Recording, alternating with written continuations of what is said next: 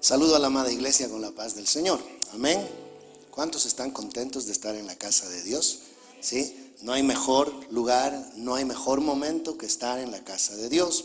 Y en esta mañana agradecemos la reflexión de nuestro hermano. Gracias por la reflexión. Vamos a recibir, ayer los que no vinieron se lo perdieron. Tuvimos un tiempo muy especial aprendiendo algo trascendental para la vida matrimonial, para la vida familiar, para los solteros, para los casados, incluso para los ancianos, para los que están ya en la última etapa de la vida, para aquellos que ya están de salida, porque algunos están de entrada, otros todavía estamos en el recorrido y algunos ya están de salida. Así es la vida, ese es el ciclo de la vida normal. Y nosotros cuando somos hijos de Dios no le tememos a la muerte, le tememos más a dónde vamos a pasar después de la muerte. Pero a la muerte misma no le tememos. ¿Por qué? Porque sabemos que tenemos una morada celestial que Dios nos tiene preparada para todos aquellos que le amamos y esperamos su retorno para cuando Él nos quiera recoger. Esta mañana tenemos dos personas muy especiales que están con nosotros. Voy a pedir que pasen para que se presenten. Muchos de ustedes no los han conocido. Ayer no han venido, así que se lo perdieron, pero hoy los van a poder conocer. El hermano Carlos López es rector de la Facultad de Teología, de Estudios Teológicos allá en Argentina, con la cual nosotros tenemos convenio y con quienes estamos haciendo estos estudios a nivel de diplomatura. Y hoy vamos a tener la graduación de aquellos que han cursado el diplomado en liderazgo y ministerio por alrededor de más o menos un año, entre el año pasado y partecita de este año. Y nuestro hermano está junto a su esposa, que también es parte de FIED. Yo voy a dejar que ellos se presenten y luego nos va a estar compartiendo la palabra de Dios. Gracias, pastor. Buenos días, iglesia. Mi nombre es Miriam. Bueno, ayer los que estuvieron me conocieron, pero les cuento, estoy casada con Carlos hace 32 años y tenemos 3 hijos y 3 nietos. Y estamos contentos de poder compartir este tiempo, de conocer a la iglesia, a los pastores y bueno, y también la otra parte de poder entregar los diplomas a los graduados de FIED. Yo los dejo.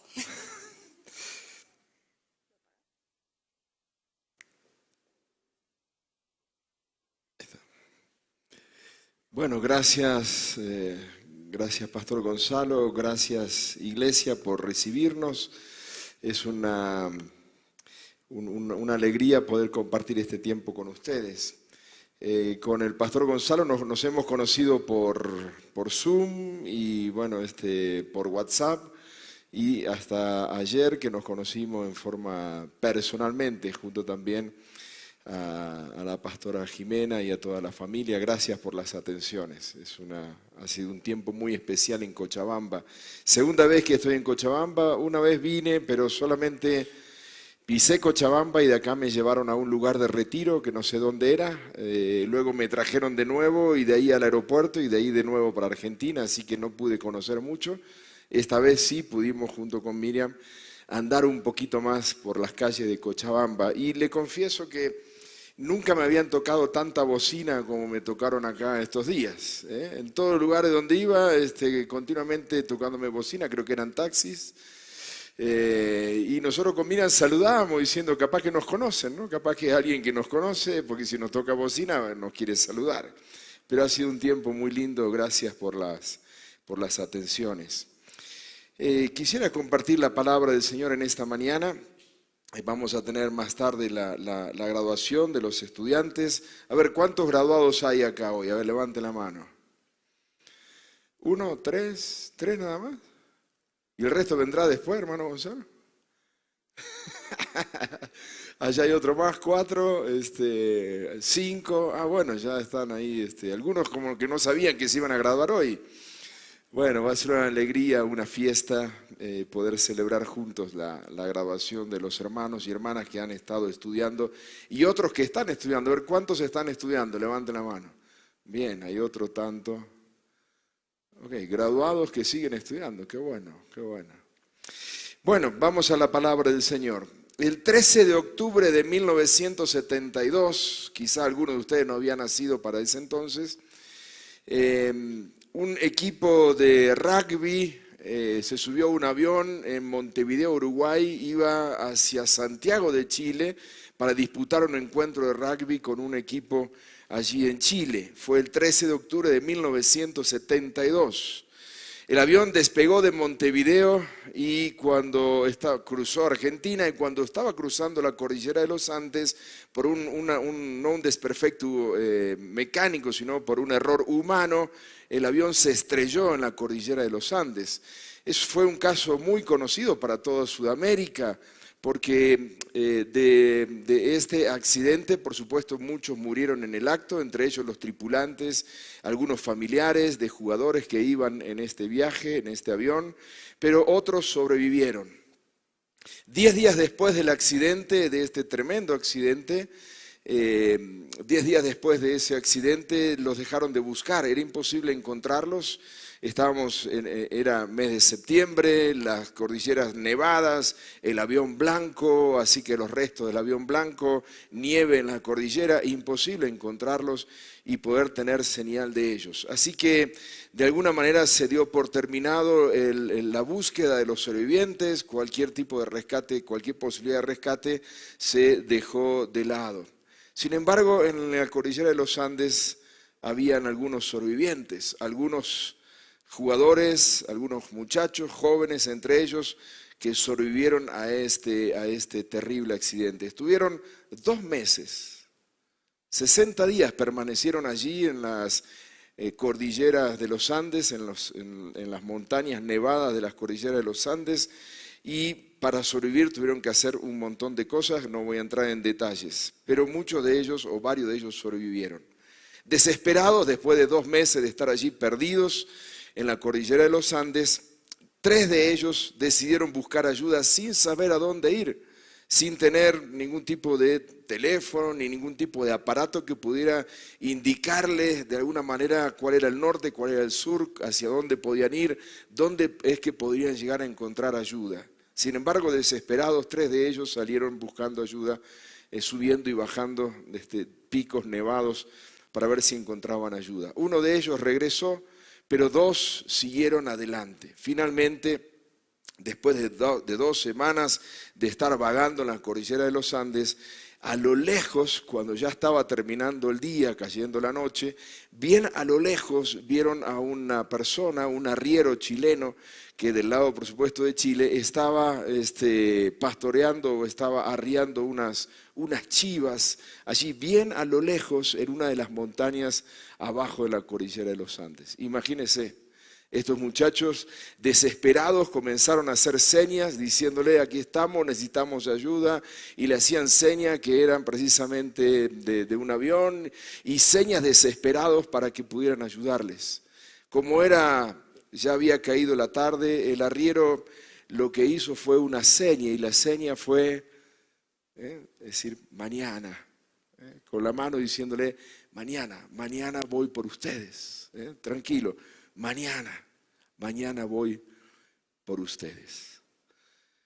Después de 72 días de accidente, finalmente 16 sobrevivientes fueron rescatados de ese accidente.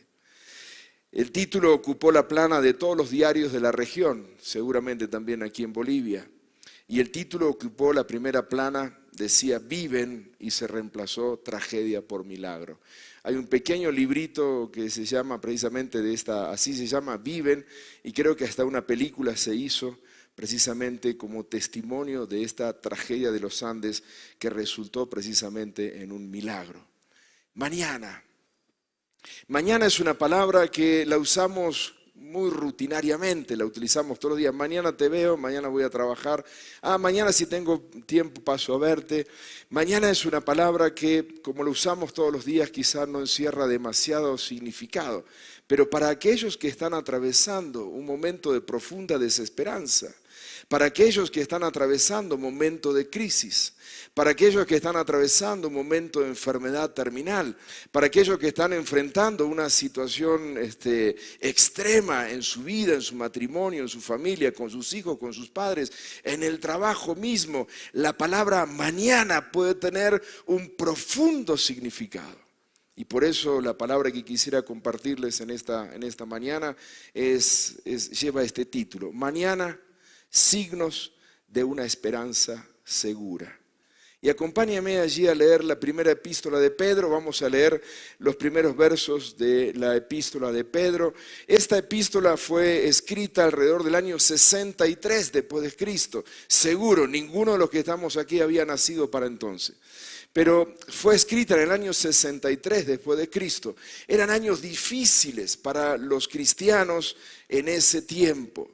Nerón era el emperador romano, el que gobernaba todo lo que era el imperio romano, donde precisamente surgió el cristianismo allí en Israel, en Palestina, pero en todo lo que era el gobierno romano. Nerón era fatal, era asesino. La historia cuenta que Nerón, el gobernador romano en aquel tiempo, en el año 63 después de Cristo, en los primeros años de la iglesia cristiana, se cuenta que Nerón incluso hasta llegó a matar a su esposa. Mandó a matar a su madre, ni le cuento lo que hizo con la suegra, pero mandó a matar a su madre, mandó a matar a su esposa, a sus mejores amigos, a algunos de sus hijos y a sus colegas más cercanos. Era un hombre degenerado, malvado, por supuesto estaba loco, pero estaba empecinado en atacar a los cristianos. En los primeros 100 años de la iglesia cristiana fueron años de mucha persecución, de mucha violencia, de crisis para los creyentes o para los cristianos, para aquellos que habían creído en el Señor Jesucristo. La historia cuenta que en el año 64, precisamente, si usted lo puede buscar en cualquier libro de historia o googlearlo también, la historia cuenta que en el año 64 hubo un gran incendio en la ciudad de Roma. Se incendió gran parte de la ciudad de Roma y las sospechas iniciales cayeron sobre Nerón, porque Nerón como gobernador lo que quería hacer era destruir la ciudad de Roma y reconstruirla. Él quería una ciudad más moderna, él quería una ciudad al estilo de él. Por lo tanto, él había hablado ya de destruir gran parte de la ciudad de Roma y reconstruirla. En el año 64 se desata un incendio que destruye gran parte de la ciudad de Roma. Cuando las sospechas cayeron sobre Nerón, como tenía el poder, era el gobernador, era el presidente en aquel tiempo de todo el imperio romano, entonces lo que hizo fue enfocar las sospechas en los creyentes, en los cristianos. Y entonces la sospecha cayó con los cristianos y los cristianos fueron precisamente acusados de incendiarios. Y eso desató una tremenda persecución al punto de que muchos creyentes, muchos hermanos nuestros que habían creído en Jesucristo murieron de la misma manera, es decir, incendiados por haber confesado a Jesucristo como su Señor. Ahora, el apóstol Pedro, viendo esta necesidad, viendo esta persecución, viendo esta situación crítica que se estaba levantando en contra de los cristianos, escribe esta primera de Pedro. Por eso es que la epístola de primera de Pedro va a encontrar, si usted hace un pequeño estudio en la primera epístola de Pedro, va a encontrar en repetidas ocasiones la palabra sufrimiento, en repetidas ocasiones. Y es una epístola que le habla a los hermanos y hermanas en aquel tiempo que estaban atravesando circunstancias difíciles. Es una epístola que nos habla también a nosotros en este tiempo si es que estamos enfrentando alguna situación crítica, alguna situación de sufrimiento, alguna situación de prueba. Y la epístola comienza de esta manera. Tiene usted abierta allí su Biblia, ¿verdad? Yo tengo la Nueva Versión Internacional y dice así: Pedro, En las cartas hoy en día la firma viene al final. Nosotros escribimos una carta o un correo electrónico y al final firmamos la carta. En aquel tiempo las epístolas eran firmadas al inicio. Por eso es que dice Pedro, se presenta, la firma en primer lugar. Yo soy Pedro, dice, y les escribo. bueno, se anuncia como apóstol de Jesucristo y les escribe, mire, a los elegidos, extranjeros dispersos por el Ponto, Galacia, Capadocia, Asia y Bitinia, según la previsión de Dios el Padre, mediante la obra santificadora del Espíritu, para obedecer a Jesucristo y ser redimidos por su sangre, que abunden en ustedes la gracia y la paz. Esta es la introducción a la epístola que hace el apóstol Pedro. Ahora, Pedro escribe a los hermanos, a los creyentes que están dispersos. La Reina Valera 60 dice a los expatriados. Para nosotros no tiene mucho significado esa palabra. Quizá una palabra que tenga más significado para nosotros tenga que ver con los desplazados. ¿Sabía usted que en el mundo hay alrededor de 80 millones de personas desplazadas? 80 millones de personas que han tenido que abandonar su tierra, han tenido que abandonar su nación, han tenido que abandonar su lengua, han tenido que abandonar su familia, han tenido que abandonar sus costumbres para ir a buscar de alguna manera una esperanza en otro país, en otro territorio. Muchas veces huyendo de la violencia, de la guerra, de la persecución. Nuestra América Latina es una región precisamente donde los desplazamientos de gente son muy comunes. En los últimos años hemos tenido venezolanos, por ejemplo, que han llegado a todas partes de América Latina, en Argentina muchos de ellos, que tuvieron que abandonar su tierra natal, tuvieron que abandonar Venezuela para ir a instalarse en un país extraño para ellos, para tratar de alguna manera tener una vida más o menos estable.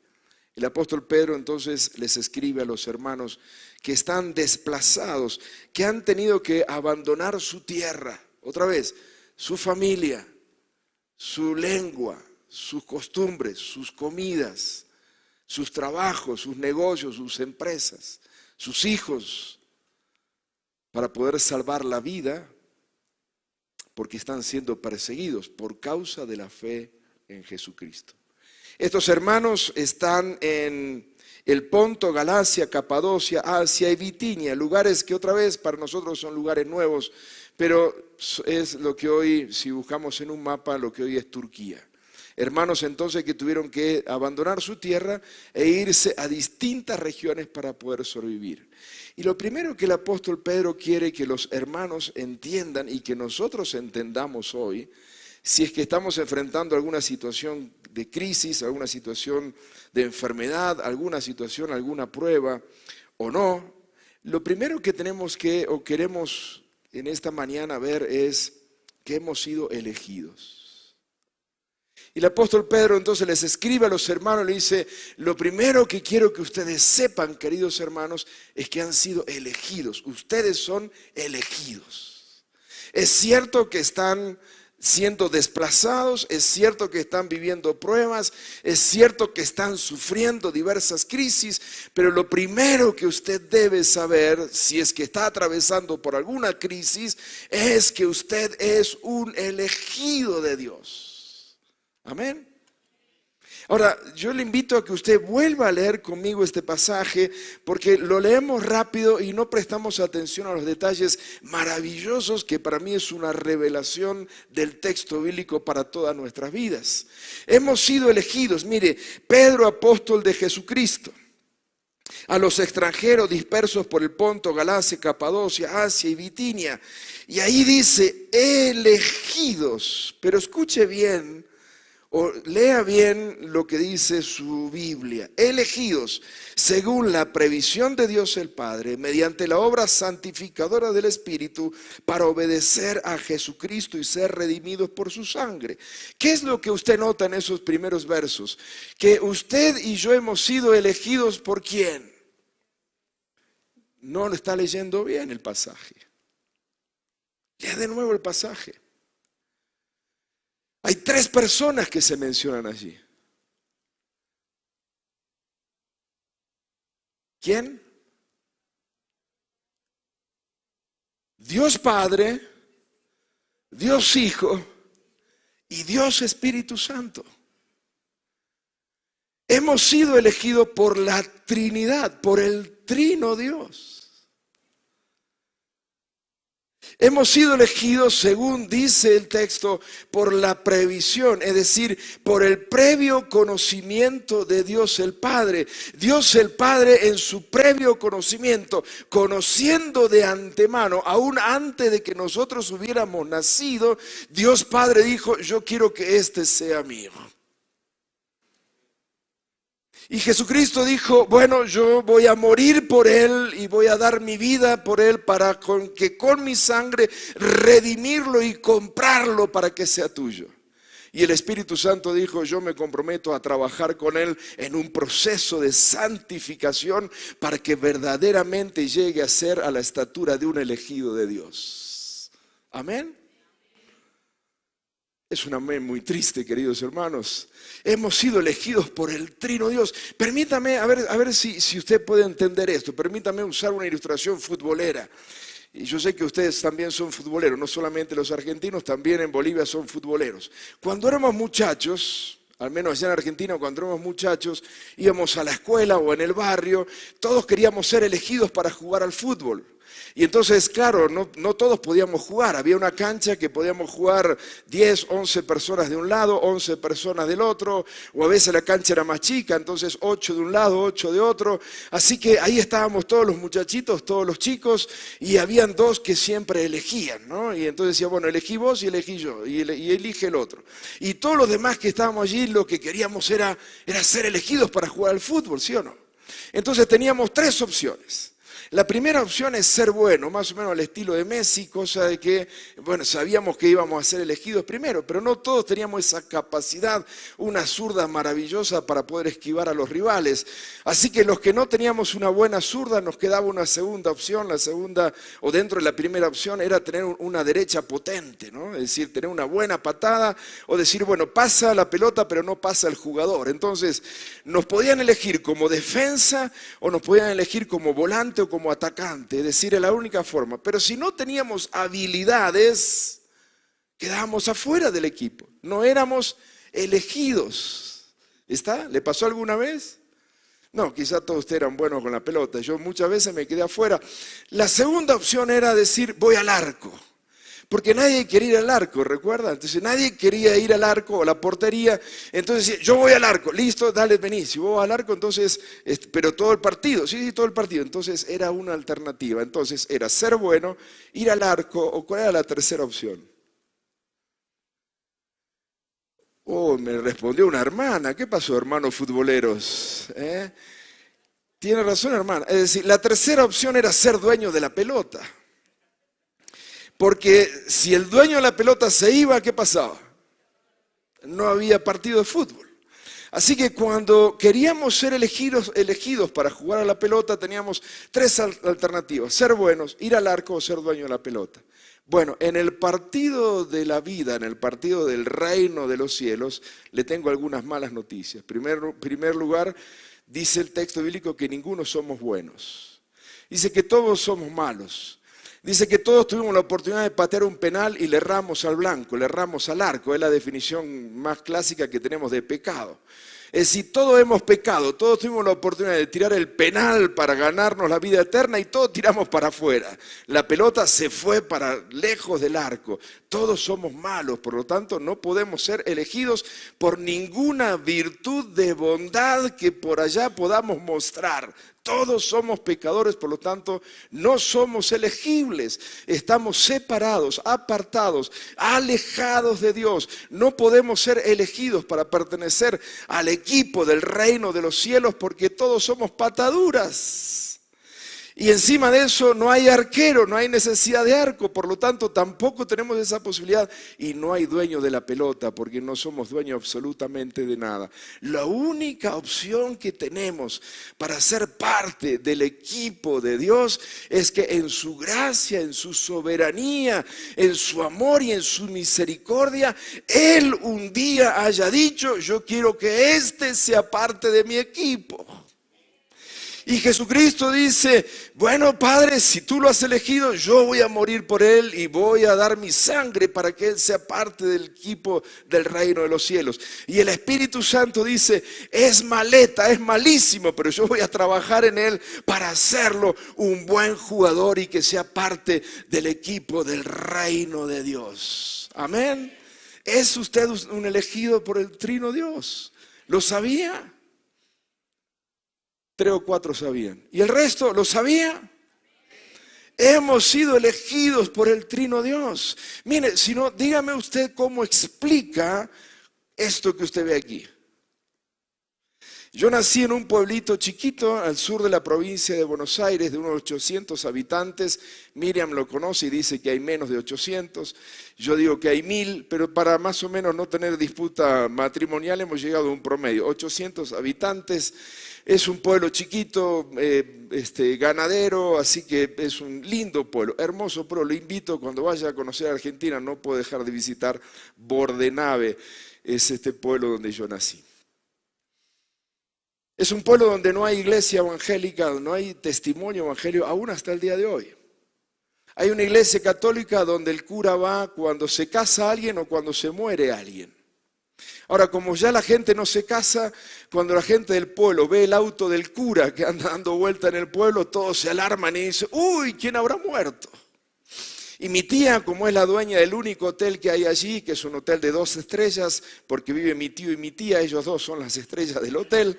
Entonces, como mi tía vive ahí en este hotel de 2 estrellas, que tiene un gran ventanal y lo único que hace, además de otras cosas, que mi tía cocina muy bien, pero además de eso, ella es la cámara del pueblo, es decir, ella está pendiente de todo lo que pasa en el pueblo.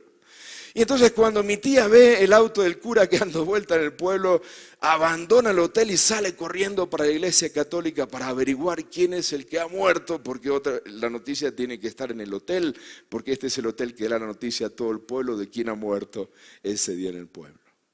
Ahora yo le pregunto a usted, en mi familia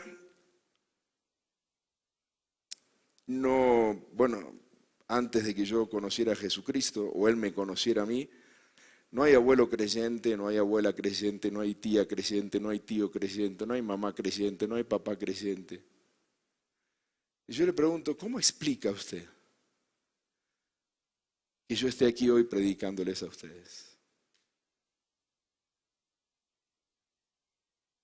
La única manera de explicarlo es que el Trino Dios en su gracia y en su misericordia dijo, yo quiero este muchachito de Bordenave que sea parte de mi equipo. Pero no tenía las capacidades para ser parte.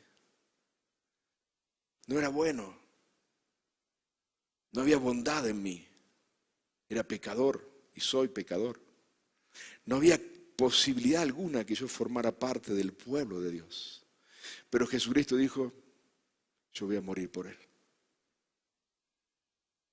Yo voy a dar mi vida por él. Voy a derramar mi sangre para comprarlo, para rescatarlo del pecado y que él entonces sea parte del pueblo de Dios.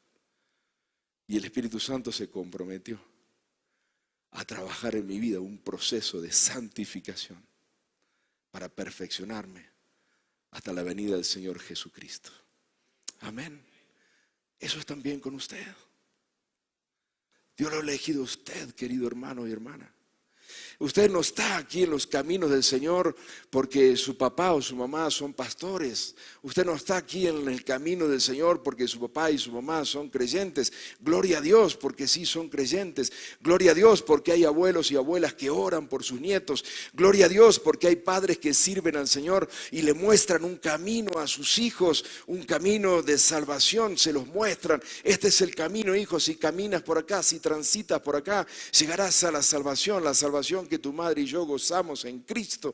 Pero usted y yo y ninguno de los que está aquí está en los caminos del Señor gracias a papá, mamá, tío, abuelo. Si están en los caminos del Señor, créame, por lo que dice el texto bíblico, es porque usted ha sido elegido por el Trino Dios. Dios Padre, Hijo y Espíritu Santo se pusieron de acuerdo, cada uno haciendo la tarea que le correspondía, y hoy por eso usted usted es un elegido o una elegida del Trino Dios. Amén. Gloria a Dios. Bendito sea su nombre. Mire, si yo tendría que dejar de predicar en esta mañana, créame que con esto es suficiente para que usted y yo nos vayamos a nuestra casa sabiendo y teniendo en claro cuál es nuestra identidad en Cristo. Mi identidad en Cristo, querido hermano y querida hermana, es que soy un elegido del Trino Dios. Guste a quien le guste, el Trino Dios me eligió. Dios lo ha elegido y usted es un elegido de Dios. Y yo espero que en esta mañana, cuando usted regrese a su casa después del mediodía, vaya caminando, y yo voy a ir también caminando a donde tenga que ir, y seguramente entre bocinazos y demás, pero caminaremos con la cabeza alta diciendo: soy un elegido del Trino Dios. Dios me eligió, el Padre, el Hijo y el Espíritu Santo me eligieron. Dios el Padre supo de antemano, antes de que naciera, supo de mí. Jesucristo fue el que roció con su sangre para librarme del pecado, para darme vida nueva. Me compró, me redimió, y el Espíritu Santo está en ese proceso de santificación. Y ese proceso de santificación no acabará, no terminará hasta el día en que Jesucristo venga por su iglesia. Ese día, cuando Jesucristo venga por su iglesia, todos los elegidos del Trino Dios estaremos esperándole. Amén. Y glorificaremos su nombre para siempre. Amén, hermanos. ¿Es usted un elegido de Dios? Claro que sí, diga amén. Y del Trino Dios, la Trinidad puesta de acuerdo para que yo sea parte del pueblo elegido de Dios. En segundo lugar, lo que dice el apóstol Pedro a los hermanos que están atravesando diversas pruebas y circunstancias. Lo primero es: hermanos, entiendan que ustedes son elegidos, pero estoy pasando pruebas. Eso no quita de que ustedes sean elegidos. Es que estoy pasando circunstancias difíciles en mi familia, en mi trabajo, situaciones laborales. Eso no quita que usted es un elegido y una elegida de Dios. Pero lo segundo que dice el apóstol Pedro en el verso 3, él comienza el verso 3 alabando a Dios. Mire qué maravilloso. Después de la introducción a la epístola, lo primero que sigue es un: bendito sea el Dios y Padre de nuestro Señor Jesucristo. O como dice la Nueva Versión Internacional: alabado sea Dios, Padre de nuestro Señor Jesucristo. Pero ¿por qué Dios es alabado? ¿O por qué Dios es bendito?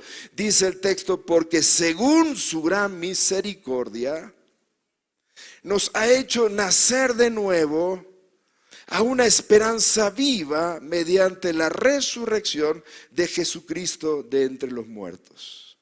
Amén. Entonces somos elegidos del Trino Dios, pero también hemos nacido para una esperanza nueva. Hemos nacido de nuevo para una esperanza,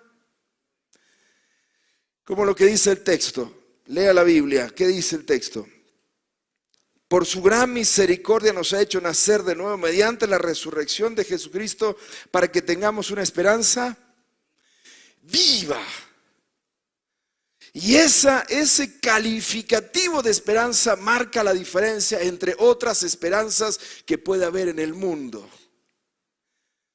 El día viernes con Miriam salíamos de un hotel, de otro hotel donde estábamos hospedados después de una actividad. Y había gente que estaba haciendo fueguito ahí. Y yo, ignorante totalmente, le digo: mira, seguramente van a hacer un asadito ahora. Estaban ahí, había unas carbones y demás haciendo humo. Entonces le digo: mira, va a haber asadito seguramente, así que volvamos temprano y comemos un asado acá en el hotel. Salimos caminando, ahí estábamos en el Parque Central, en la plaza principal, estábamos por ahí. Empezamos a caminar y vimos que en casi todos los negocios había lo mismo. Entonces le digo: mira, ¿será que viernes de asado? Es decir, todo el mundo va a hacer asado hoy. ¿Dónde comemos acá? Y después comenzamos a ver otras cosas un poco raras que dijimos: no creo que la gente en Bolivia haga asado así, de esta manera, debe ser otra cosa. Y luego creo que fue con el hermano, con el pastor Gonzalo, que al otro día le preguntamos, ¿qué fue ayer todo ese humo que había en distintos locales? Y entonces ya el pastor Gonzalo nos quitó de la ignorancia, que no era asado, era otra cosa. La esperanza del mundo es una esperanza muerta. Espera la suerte, espera, bueno, a ver si quizá el humo hace bien, nos trae suerte. Espera en ídolos, en Argentina en el Gauchito Gil, en distintas vírgenes y demás, todas personas que han muerto. Pero la esperanza del creyente es una esperanza distinta. ¿Sabe por qué? Porque es una esperanza viva. Pero ¿sabe por qué es una esperanza viva? Porque está fundamentada en la resurrección de Jesucristo. Mire el texto. Por su gran misericordia nos ha hecho nacer de nuevo mediante la resurrección de Jesucristo. Por eso es una esperanza viva. Porque la esperanza del creyente no descansa en la muerte de Jesucristo. La esperanza del creyente descansa en la resurrección de Jesucristo.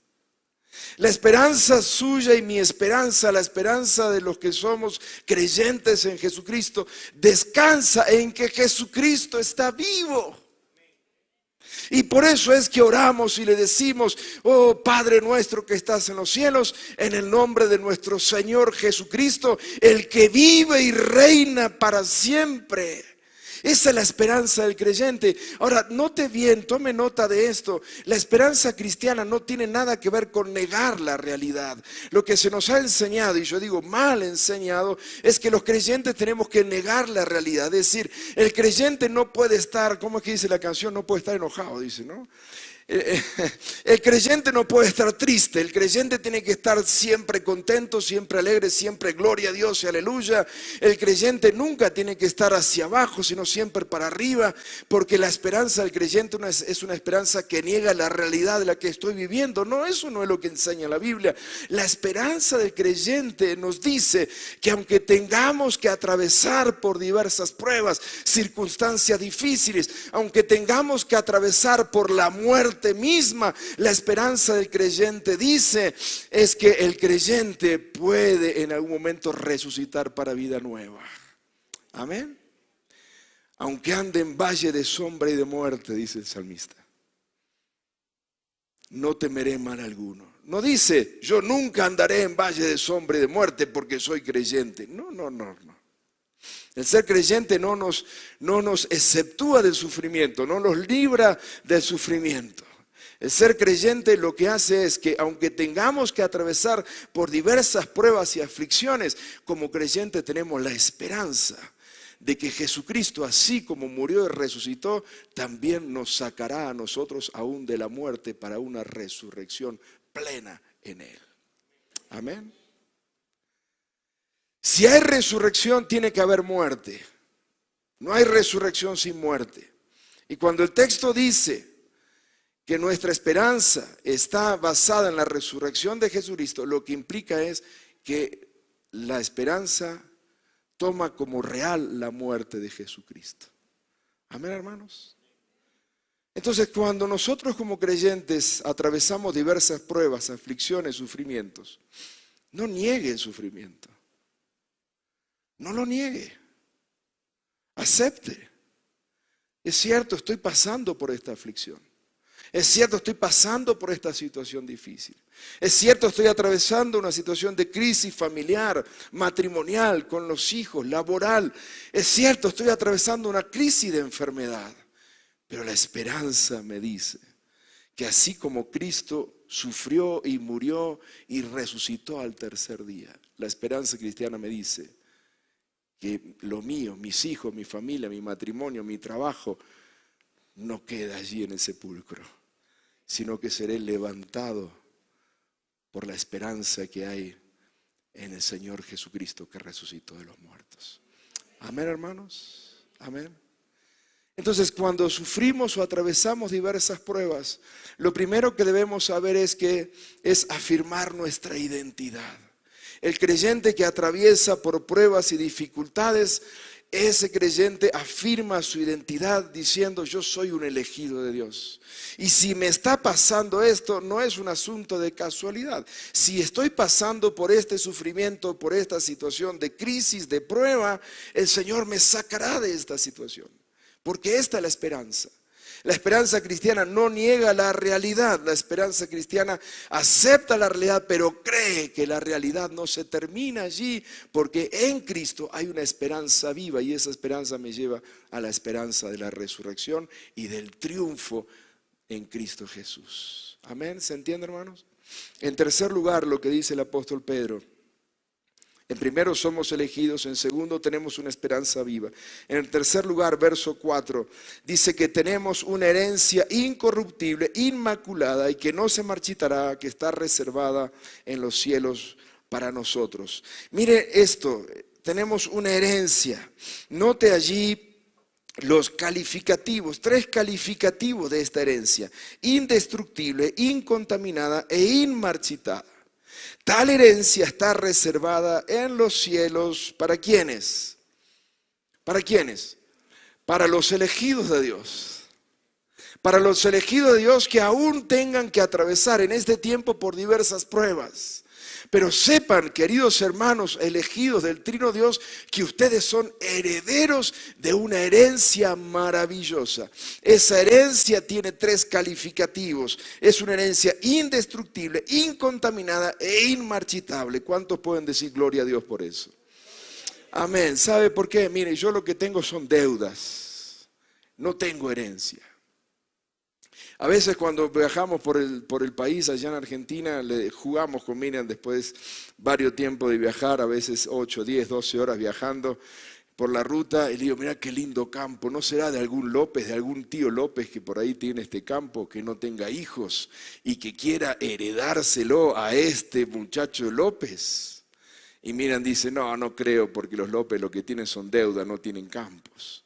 Entonces después pasamos por otro campo un poco más grande. Digo: ¿y el dueño de este campo no será un Farías, apellido de mi esposa?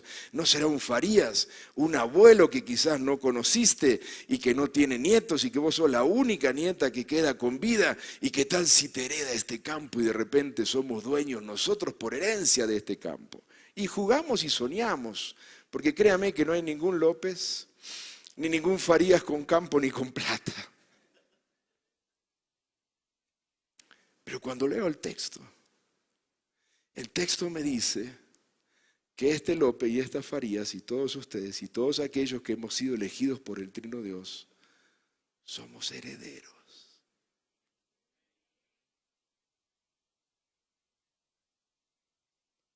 Somos herederos. Y tenemos una herencia que es la herencia de Dios Padre, del Trino Dios. Y esta herencia es una herencia indestructible, es decir, no puede ser destruida, no puede ser alcanzada por nada, está a salvo. Ni siquiera el peor enemigo o el peor ejército puede alcanzarla y destruir y apropiarse de esa herencia. Es una herencia indestructible, es una herencia incorruptible, es una herencia que no es posible mancharla ni contaminarla. Es una herencia que no se contamina y es una herencia que no se marchita. Y aquí utiliza un adjetivo calificativo precisamente del mundo de la jardinería. Es decir, las hermanas o hermanos que le gusta la jardinería dice: esta flor es hermosa porque no se marchita. Bueno, la herencia es una herencia que no se marchita. Pasarán los días, pasarán los años, pasarán los siglos, pero la herencia suya y mía que está reservada en los cielos es una herencia tan hermosa y tan preciosa que no pierde la calidad y el brillo de la herencia de Dios Padre para todos aquellos que hemos sido elegidos por el Trino Dios. Amén. Gloria a Dios. Bendito sea el nombre del Señor. Por lo tanto, usted cuando salga hoy del templo, yo espero que usted camine con la cabeza erguida diciendo, soy un elegido de Dios, soy un elegido del Trino Dios. No es que yo voy a la iglesia solamente porque mi padre va. Yo estoy en los caminos del Señor, me congrego, soy parte del pueblo de Dios porque el Trino Dios me eligió. Pero también camine con la cabeza levantada, aunque tenga muchas deudas, camine con la cabeza levantada y dice, soy un heredero del Trino Dios. Y esa herencia está reservada en los cielos. Por eso Jesucristo, recuerda que Jesucristo dijo, hagan ustedes tesoros ¿dónde? En la tierra. Hagan tesoros aquí en la tierra, donde el ladrón se los puede robar, o donde el orín corrompe. Jesús dijo, no hagan tesoros aquí en la tierra, porque aquí en la tierra los ladrones roban, el orín corrompe, la inflación en Argentina te come los ahorros, el banco se queda con los intereses. Hagan ustedes tesoros, ¿dónde? Dijo Jesús. En los cielos. Y allí está nuestro tesoro. Amén, queridos hermanos. Wow, si pudiéramos comprender y entender esa tremenda herencia que está reservada para nosotros en los cielos, cuán distinto sería nuestra vida. Amén. Afirmamos nuestra identidad sabiendo que somos elegidos del Trino Dios. Entendemos que tenemos una esperanza viva porque estamos creyendo en el Cristo que ha resucitado. Pero también somos herederos. Y nuestra herencia está reservada en los cielos. Amén. Ahora dice el texto bíblico, siguiendo la lectura del texto bíblico, dice que no solo la herencia está siendo protegida, sino también los herederos. Mira lo que dice el verso 5, a quienes el poder de Dios protege, es decir, ¿a quienes? A los herederos. El poder de Dios protege mediante la fe hasta que llegue la salvación que se ha de revelar en los últimos tiempos. Todos nosotros sabemos que hemos sido salvos, pero la salvación plena y completa no se ha revelado todavía. Por eso es que seguimos luchando con el pecado, con la situación del cuerpo, la enfermedad, los problemas, discusiones y demás. Porque todavía estamos esperando la salvación plena. Ya tenemos la salvación, pero estamos esperando la plenitud, vivir en la plenitud de esa salvación. Donde ya no habrá muerte, ni enfermedad, ni dolor, ni llanto. ¿Por qué? Porque estaremos en la plenitud junto con el Señor, junto con el Salvador. Ahora, mientras esperamos que eso llegue, dice el texto que aunque estemos atravesando diversas pruebas y crisis, aún persecuciones por causa de la fe en Jesucristo, debemos saber que Dios nos protege. Amén. Dios nos cuida, Dios nos protege. Y Dios nos protege para que podamos llegar a gozar de la plena salvación. Si no fuera porque el Señor nos protege hasta que lleguemos a gozar de la plena salvación, lo más probable es que no lleguemos al final. Nos perderíamos en el camino. Amén. Porque no tenemos la capacidad ni las fuerzas para sostenernos en el camino del Señor. Pero porque el Señor nos protege y nos guarda, tenemos la seguridad que llegaremos a la plenitud de la salvación. Amén, hermanos. Esta es una verdad maravillosa. Saber que llegaremos a gozar de la plena salvación de Dios en Cristo Jesús. Porque Él nos está protegiendo.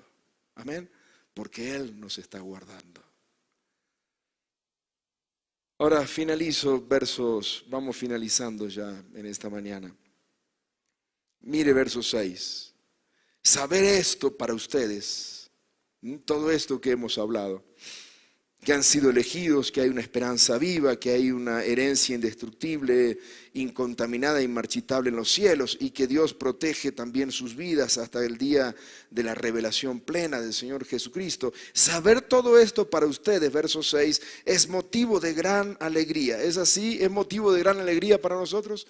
¿Se alegra usted de la palabra del Señor en esta mañana? ¿Se alegra en todo esto que hemos aprendido? ¿Sí o no?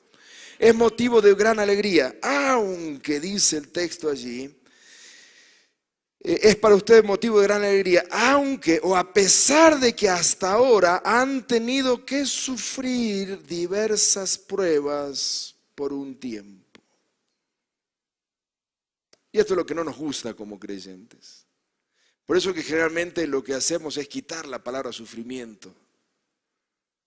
Porque no nos gusta sufrir, no nos gusta atravesar el sufrimiento. Pero lo que dice el apóstol Pedro es, esto para ustedes es motivo de gran alegría, aunque por un poco de tiempo ustedes tengan que atravesar diversas pruebas. Ahora, yo sé, porque ahí dice el texto, aunque por un poco de tiempo, ese poco de tiempo de pruebas es pequeño comparado con la tremenda eternidad en la cual viviremos con el Señor Jesucristo. Ese pequeño tiempo de pruebas es nada, es muy pequeño comparado con la eternidad que tenemos para vivir con el Señor, para glorificar al Señor Jesucristo y también para poder experimentar la gracia y el amor y las bendiciones que Él tiene para nosotros. Ahora, yo sé que cuando estamos sufriendo y estamos atravesando diversas pruebas, ese pequeño tiempo se convierte en un tiempo extendido, ¿sí o no? ¿Cuántos de nosotros cuando estamos atravesando pruebas le decimos, Señor, está bueno lo de las pruebas, está bueno lo del sufrimiento, pero ¿y cuándo se termina? Es decir, pongámosle un punto final, porque ya llevo 2 meses, 3 meses, 4 meses, 5 años, 10 años, 15 años sufriendo. Ese tiempo de sufrimiento que según la revelación bíblica es corto en comparación de todo el resto del tiempo en la eternidad con Dios, ese pequeño o breve tiempo es un tiempo difícil de sufrimiento. Amén. Y quizá usted está viviendo ese tiempo en este momento. Quizá usted se encuentra en ese tiempo de prueba. Quizá nosotros nos encontramos en ese momento de tiempo de prueba, que es corto, que es breve, pero hay que pasarlo. Pero lo que dice el apóstol Pedro, mire esto porque con esto voy terminando. Mire lo que dice el verso 7. Este tiempo de pruebas, este tiempo para sufrir diversas pruebas, dice verso 7. Que es equivalente a lo que sucede con el oro. El oro, aunque perecedero, se acrisola al fuego. Así también la fe de ustedes, que vale mucho más que el oro, al ser acrisolada por las pruebas, demostrará que es digna de aprobación, gloria y honor cuando Jesucristo se revele. Amén. Lo que dice el apóstol Pedro en este verso 7 es que las pruebas tienen un propósito, que el sufrimiento suyo y mío tiene un propósito, que el que estemos atravesando pruebas en este momento, por un periodo de tiempo corto en comparación con la eternidad, este tiempo de prueba, que es un tiempo corto, tiene un propósito. ¿Y sabe cuál es ese propósito? El propósito es que su fe y mi fe brille cada vez más. Así como el oro brilla cuando es pasado o acrisolado por el fuego. La fe de ustedes cuando pasa por momentos de dificultad, de crisis, de prueba, enfermedad, desempleo, problemas familiares, matrimoniales, problemas de enfermedad. Cuando la fe de ustedes está siendo golpeada, cuando la fe de ustedes está siendo desafiada por la prueba, por la dificultad, la fe de ustedes, lo que está sucediendo es que el Señor le está sacando brillo a la fe. Y usted dice, ya está, Señor, ya está. Déjame así, si ya con eso ya soy salvo. Y usted dice, no, yo quiero que brilles. Yo quiero que brilles, ya está, Señor, déjame así. Soy salvo, voy a vivir por una eternidad contigo, ya tengo la salvación comprada. Y Dios dice, no, hay que seguir trabajando, quiero pulirte. Porque el día de la revelación de Jesucristo, yo quiero mostrarte como un hijo que brilla para la gloria de Dios Padre. Amén. Y lo que yo lo veo, y présteme su imaginación, esto no está en la Biblia, esto es pura imaginación mío, pero aquel día cuando estemos frente al Señor, yo me lo imagino, y estará el Señor Jesucristo allí, otra vez, no está en la Biblia, estará el Señor Jesucristo allí, junto a sus ángeles y a los apóstoles. Y el Señor Jesucristo dirá, Pedro, Juan, Pablo, vengan. Y ahí estaremos todos caminando para postrarnos delante del Señor Jesucristo, recibiéndole en gloria. Maravilloso. Pedro, Juan, Pablo, tantos. Y el Señor dirá, esperen, que allá viene uno. Este es clase 71. Pedro, Juan, Pablo, vengan. Este que viene caminando allá es clase 71. De Bordenave. Y Juan y Pedro y miran y dicen, ¿Bordenave? ¿De dónde salió ese? ¿Quién conoce ese pueblito? ¿Dónde está? Bordenave, pueblo de 800 habitantes. El Hotel de los López. Único creyente en aquel tiempo. De ahí lo rescaté. De ahí lo compré. De ahí lo traje. Le uní a esta mujer. Y a partir de ahí empezó el sufrimiento. Y ha pasado por pruebas y sufrimientos. Y circunstancias difíciles y pruebas. Pero nunca negó mi fe. Y lo fui puliendo. Y lo fui puliendo. Y vinieron pruebas y vinieron dificultades. Y vinieron enfermedades, y vinieron situaciones matrimoniales, y vinieron situaciones con los hijos, y vinieron situaciones ministeriales, y vinieron situaciones económicas, y han pasado y una, y otra, pero en cada una de esas circunstancias difíciles he ido sacando brillo, y por eso brilla, y da gloria a mi nombre. Nunca negó mi fe, a pesar de que tuvo que atravesar por diversas pruebas. ¿Lo conocen? Este es el muchachito de Bordenave. Amén, queridos hermanos. Y lo mismo yo creo que va a pasar con cada uno de nosotros, con cada uno de ustedes. Porque en cada una de las pruebas que ustedes soportan y mantienen firme la fe, es el Señor que está sacando brillo en su fe. Y está sacando brillo. Y le puedo asegurar que si usted se mira al espejo, quizás no lo ve, pero si usted se mira con los ojos del Señor, usted hoy brilla mucho más de lo que brillaba hace 10 años. Y eso es porque usted mantiene su fe en el Señor Jesucristo, porque en 10 años han pasado pruebas y dificultades y distintas circunstancias, pero usted se ha mantenido firme en el Señor Jesucristo. Por eso, si usted y yo pudiéramos mirarnos al espejo y vernos con los ojos del Señor, miraríamos que hoy brillamos mucho más que ayer. Y sabe una cosa, mañana brillaremos mucho más que hoy, porque esta es la esperanza del creyente, que hay un mañana que es mucho mejor que el presente, y brillaremos mucho más de lo que hoy brillamos, porque el Señor está trabajando y puliendo nuestras vidas. Amén, queridos elegidos. Ustedes son elegidos de Dios. Dios Padre, Dios Hijo y Dios Espíritu Santo los ha elegido. Ustedes son elegidos. Ustedes han nacido para una esperanza viva. No tengan una esperanza muerta. Levántense, crean que el Señor puede levantarlos de la situación en la cual se encuentran hoy en día. No rechacen la realidad, no nieguen la realidad, acepten la realidad, para que cuando el Señor los levante puedan dar testimonio del poder de Dios sobre sus vidas. Ustedes son herederos. Hay una herencia reservada en los cielos. Ustedes son ricos, nosotros somos herederos. Nuestra herencia está en los cielos. Puede ser que seamos pobres en la tierra, puede ser que no tengamos una cuenta bancaria, quizás está en rojo nuestra cuenta bancaria, pero en los cielos hay una herencia que está reservada, y yo quiero recibir esa herencia cuando llegue el día en que el Señor Jesucristo se revele y lleguemos a la plenitud de la salvación. Y ese día, estoy seguro, mis queridos hermanos, por lo que puedo leer en la palabra del Señor, lo que Él nos ha revelado, nos encontraremos. Y cada uno de nosotros brillaremos para la gloria y honra de nuestro Señor Jesucristo. ¿Puede decir amén? Puede ponerse de pie para orar en esta mañana. Oremos al Señor en esta mañana. Yo no sé cuál es la situación que usted está atravesando. Quizás es una situación de prueba. Quizás es una situación difícil que está viviendo. Quizás está viviendo una situación de crisis matrimonial, familiar, económica. No lo sé. Pero sí sé quién es el Dios que lo ha elegido. Y que todo no se termina y se acaba con la prueba que usted está enfrentando. hay esperanza. Amén.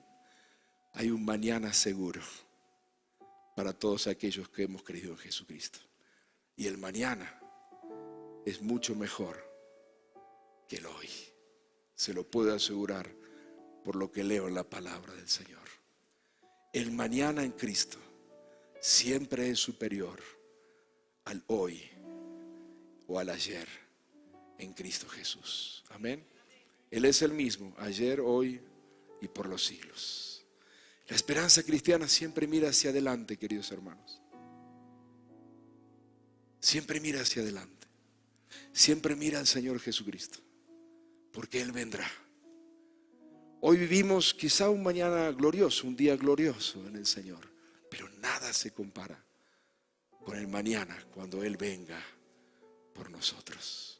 Amén. Oramos al Señor.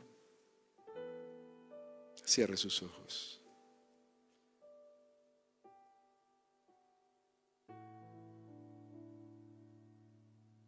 Ministra, Señor, en esta mañana.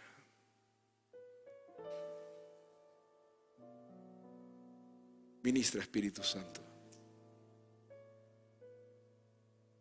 En la quietud, ministra, Señor. Afirma allí, Señor.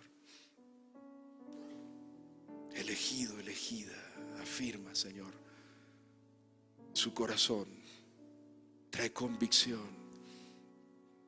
Convicción de elección, convicción de que han sido elegidos por ti. Abre los ojos, Señor, para que podamos ver que hay un mañana glorioso en ti.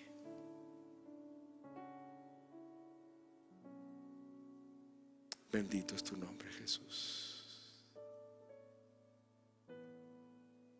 Bendito es tu nombre, Jesús.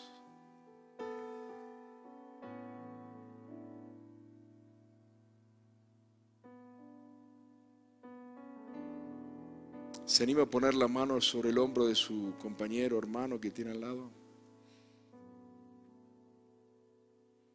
Oremos unos por otros, juntos en el Señor. Señor, te alabamos en esta mañana. Oh, cuán maravilloso es saber que aquí estamos, un grupo de hermanos, de hijos tuyos que hemos sido elegidos por ti. Por pura gracia y misericordia nos has elegido. El Trino Dios nos ha elegido. Gracias, Padre. Gracias, Hijo. Gracias, Espíritu Santo, por seguir trabajando en mi vida, en mi carácter. Gracias, Señor, porque somos elegidos. Gracias por este grupo de hermanos, esta iglesia, esta congregación. Elegidos por ti, Señor. Elegidos y han nacido para una esperanza viva. Señor, bendice en esta hora. Ministra sobre cada corazón.